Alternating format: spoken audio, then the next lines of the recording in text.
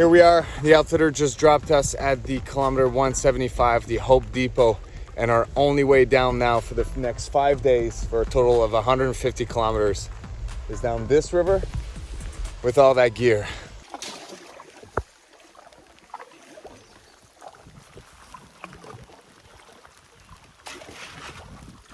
The Noir River does not disappoint. Forever meandering and just sand dunes every twist and turn. Just like it was the first time we paddled down this route. An absolute paradise.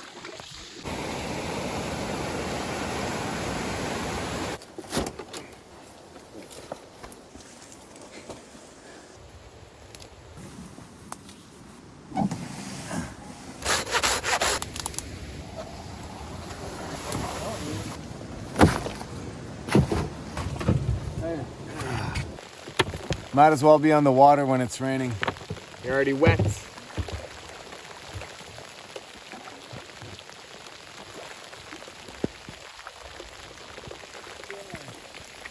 Today, after 5.5 hours of driving around, we've managed to put in a 30-kilometer day, and it rained all day.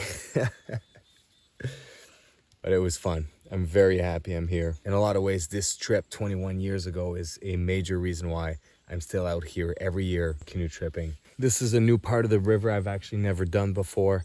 The first 100 kilometers is all new to me, but it doesn't disappoint so far. So very excited, and cheers to tomorrow.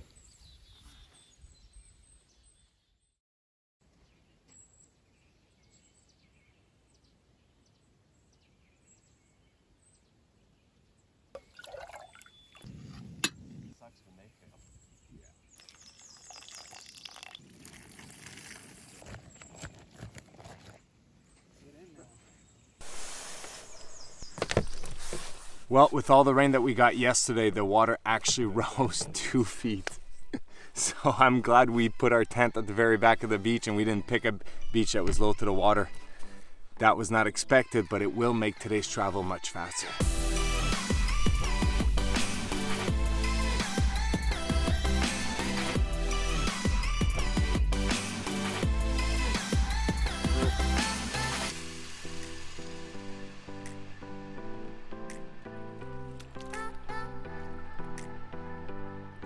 Believe it or not, this is my first moose encounter on a canoe camping trip. So far we have a bear and a cow and a calf moose. Not bad. We're halfway done for the day. Went down this little rapid here, the only rapid of the day, but tomorrow is when we start hitting the good stuff. And it was just such a nice, peaceful morning. Uneventful in the sense that just a lot of paddling, but beauty, absolute beauty. Well, I say uneventful, meanwhile we saw a bear, a moose, and a calf. If there's one thing that hasn't changed in 21 years here, the horse slides are atrocious. Huge.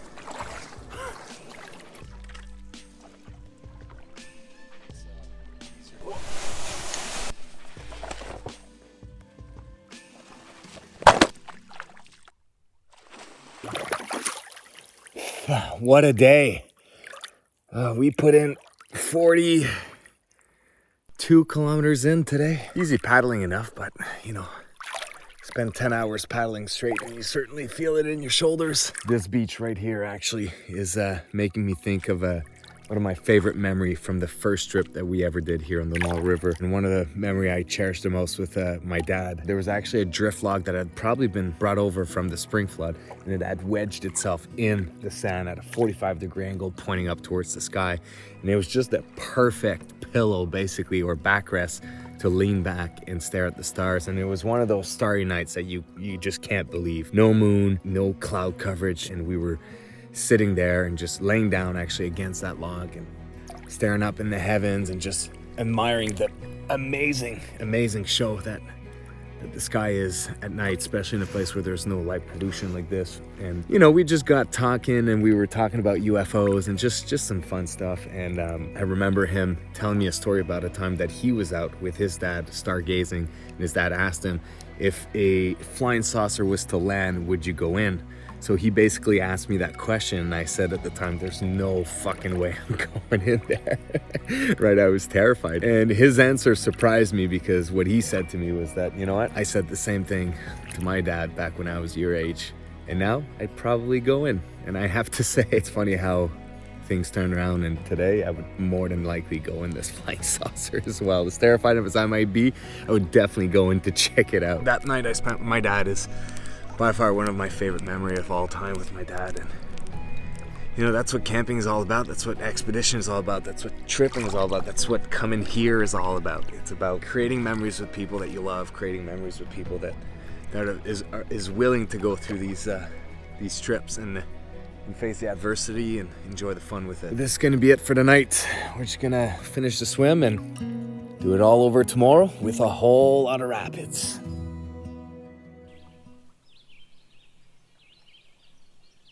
When we made it to camp yesterday, Mo actually noticed during the day that the water had been rising. Like yesterday, the water rised overnight, but he had noticed during the day it was still rising, so he planted those 2 sticks back there, and that was the water line, and he walked to it earlier and it was about 2 feet higher, so the rapids are probably going to be interesting.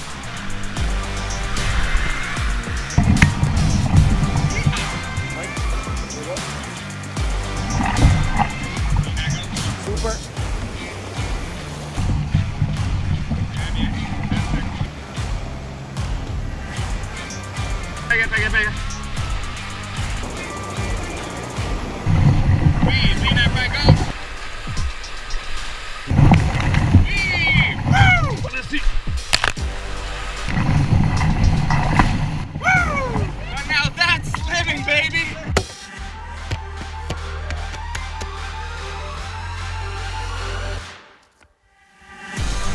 Paddle forward, paddle.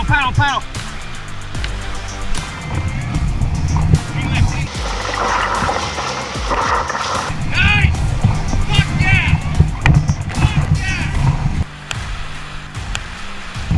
Bring it home, baby! Woo! We're still in! Left. Yeah, man.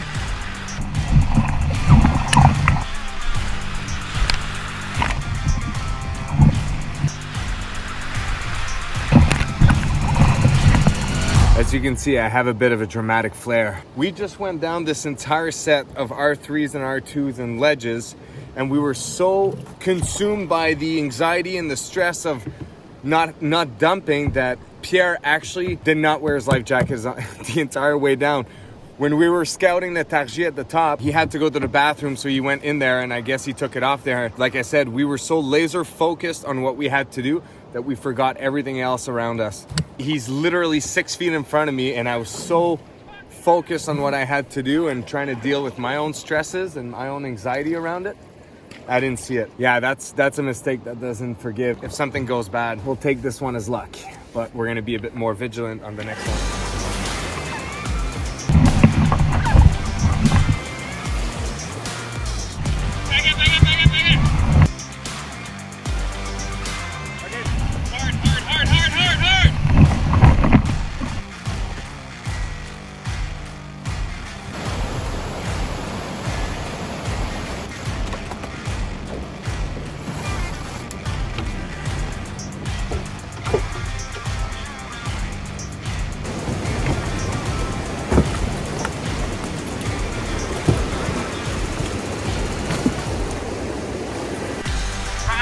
Super, dead center, buddy. Dead fucking center, that shit. Give me some, bud. Woo! We're at camp. I'm doing the dishes right now. What a day. It was a much smaller day today compared to the other days. So 23, 25 max, but a lot of rapids. Very eventful. We're just done eating. It's time for dishes, and then we're just gonna be hanging out, not too late, go to bed. Because tomorrow we have another 30-kilometer day and a decent amount of rapids again to go through, and they do take a decent amount of time, so Till then, guys, I'll see you in the morning.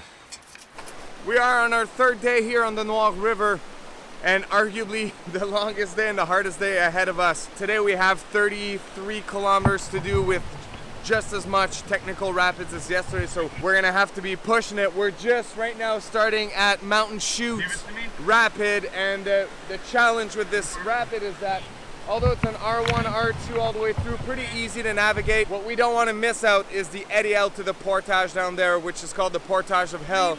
And the reason why it's called the Portage of Hell, it's because you're basically going down a cliffside with all your gear. And well, if there's a cliffside going down to water on the other side, that means there's a fall at the end here. So if we do dump here or we miss the eddy out of the port, we're gonna be in trouble. Water break before I go back out. I'm gonna try to camel up here, probably drink a liter, so 2 of these. And then attempt to bring that canoe on my own as far as I can. This is gonna suck.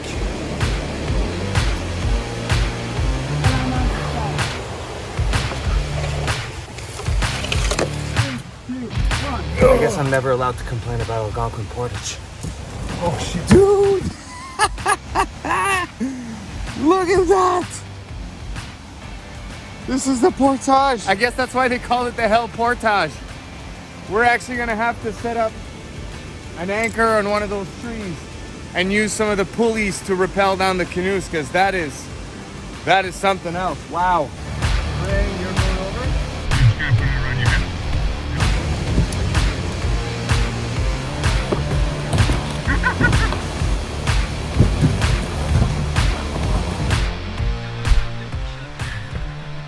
There we go.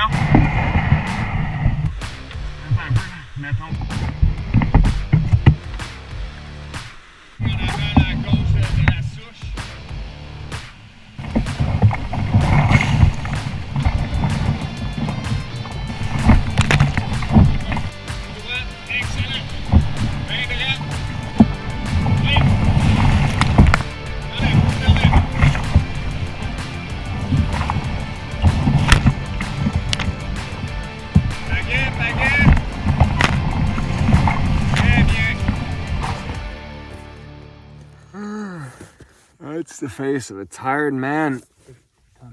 Third day on the river. Third day on the river, and this morning was no joke. We were past all like the really heavy rapids, ledges, chutes, falls, but it was not easy going across all that. The portages are just brutal out here. They're just, you know, they're very steep. There's a lot of rocks in them. There's, you know, nobody's maintaining them really, except the people that go by and that decides to move the fallen trees over. So give me a sec here.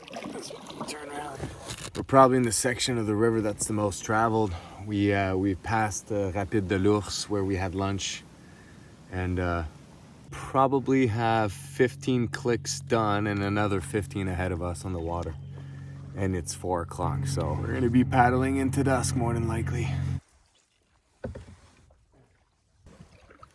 I'm so tired, I forgot to say, this is actually the section of the river from kilometer 75 to 25 that I did with my dad and my sister 21 years ago when I was 12 years old. The very trip that started everything for me, my obsession with canoe camping and being out in the wilderness and exploring all of these amazing places. So it's fun to revisit this old place.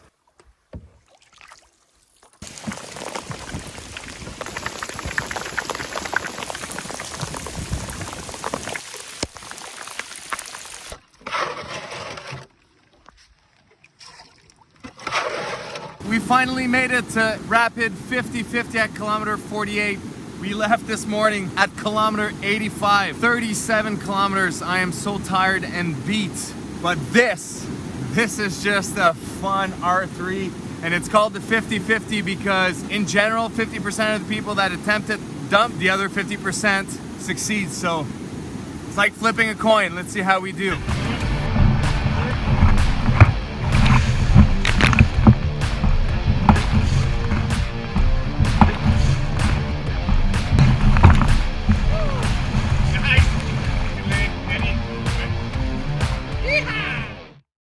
Last day on the river, and we are blessed with some really nice high water. We still have 25 clicks to go today to make it home, so let's get paddling because there's still some fun stuff ahead.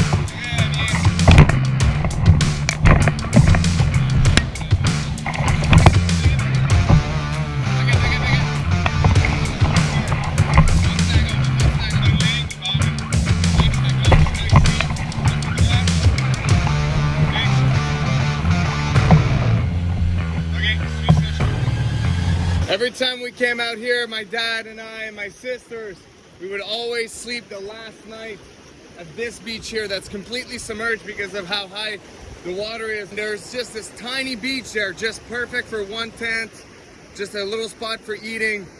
And this is where we would finish our trips all the time because we knew after this was all swifts and just easy, fun pushing water. Jamrock is also the first rapid I've ever done here on the Noir River. Because the first time I came out, I actually came out on a whitewater kayak because we were three. My sister and my dad were in the canoe and I came out in the kayak, and I didn't run any of the rapids at the time because I had just started whitewater kayaking. But then when we got to here, a guide had come down the river and my dad got talking to him, and he explained to him, oh, that's actually, it looks like a big rapid, but it's actually quite easy. Here's the line, all you gotta do is follow this and you'll be fine. So here I am, 12 years old. I'm like, let's do it. So my dad is on one of the rocks right by the rapid over there. I come down the rapid, I do beautifully. And then I turn around and I'm just celebrating with both my arms out. And then the eddy line just takes me and I tip over and I had to pull my skirt and swim back. Nothing happened, but it was just a funny moment. The thing I've been reflecting the most on for the past 5 days of going back through the route, the initial route that got me into canoe camping, is what it took for my dad to take us out here. My dad, you know, was a little bit versed in canoe camping, had done it a little bit with his friends, but never as the leader, always just as a following along. And he enjoyed it all right, and there's nothing wrong with that. But for him to make a conscious decision one day to take me out with my sister on a canoe route that he had never done, come on a river with rapids, portages, multi-days where there's nobody around, and at the time there's no two-way satellite communication of any kind. To take us out here, what it's got me thinking is how much he's had to step outside of his comfort zone for that to happen for us, for me, because he knew how much I wanted to do that stuff even back then. And when I think about that, it's just making me think about how there's so much value to be gained by stepping outside of your comfort zone and trying new things, because you never know the impact that your actions are actually going to have on someone. What an absolute amazing trip. 5 days, 150 kilometers. We saw 4 moose, 1 bear, ate good food, did some crazy rapids. I am super content. We're just pulling out at the Outfitters here. If you're looking for a ride up the Noir River, check out Aventure Rivière Sauvage. I'll put the link in the description. And until next time, I'll see you in the next video, guys. Peace.